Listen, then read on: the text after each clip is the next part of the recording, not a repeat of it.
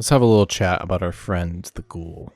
And while I'm talking, you can enjoy this hypnotizing gameplay I had against a Ghoul recently. Lately, I have noticed an uptick in survivors trying to remove themselves from matches as quickly as possible when playing against the Ghoul. Dying on hook as quickly as possible, or maybe just gen rushing as quickly as possible. And this obviously creates fun for nobody. Both sides just get punished for one player or two players or more who decide to do that. And I have a lot of mixed feelings about why this is happening and what could be causing it and whether this is fixable. And honestly, I think it's been a slow boiling problem for several weeks now. The Ghoul has been in the game now for a few months, and a lot of the changes that they've tried to make have helped a little bit with a lot of the complaints that people have had. Whether they've actually made a lot of concrete changes that have fixed the problems, though, by my observations, I would probably say no, and I'm sure a lot of other survivors would probably say the same thing. I think that's why I've personally noticed this uptick in people just getting more and more frustrated playing against the Ghoul. One thing that's probably not helping things is that the pick rate for the Ghoul is still pretty high. I mean, I've been going against the Ghoul still very frequently, even after Springtrap's release, so that's obviously not going to help things when you're playing against the same killer so many times every day. But the main problems with the Ghoul lie with this whole balancing act of allowing a free hit that the killer is able to get, but also him still having this anti-loop ability and high mobility in general. And I think this is where, I don't know, maybe this is an unpopular opinion, but I think it's okay for high mobility killers to have high mobility.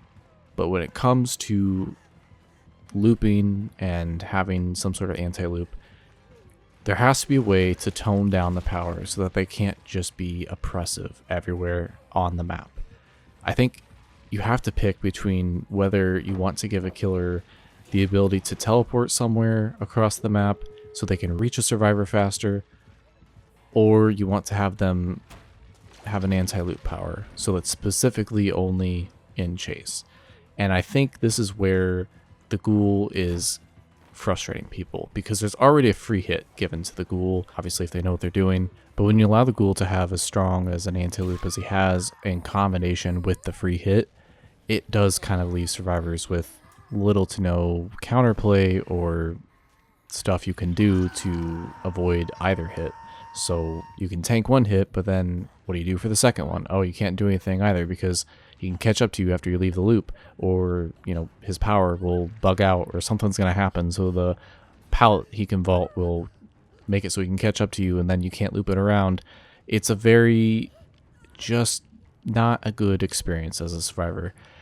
And I personally actually have not had that strong of a negative opinion about the Ghoul. Believe it or not, I've actually kind of enjoyed going against the Ghoul a little bit. I think his high mobility does make a chase feel a lot more tense, and that's kind of why a lot of people like going against Billy, or at least used to in some way. So I think the problem with the Ghoul is a little bit more specific to the combo of the free hit with the high mobility anti-loop. I just wish they'd just pick one and then just go with the other.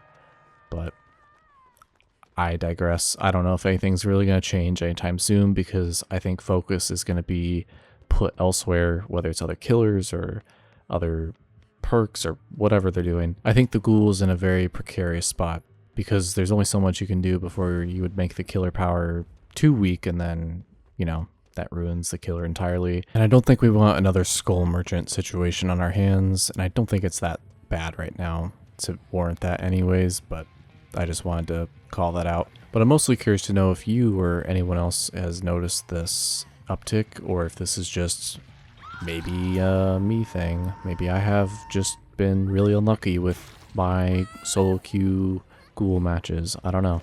It's quite possible that I am just that unlucky, but I also wouldn't put it past some of the player base to start getting this frustrated and making this a thing. So could be a problem to be on the lookout for. I don't know.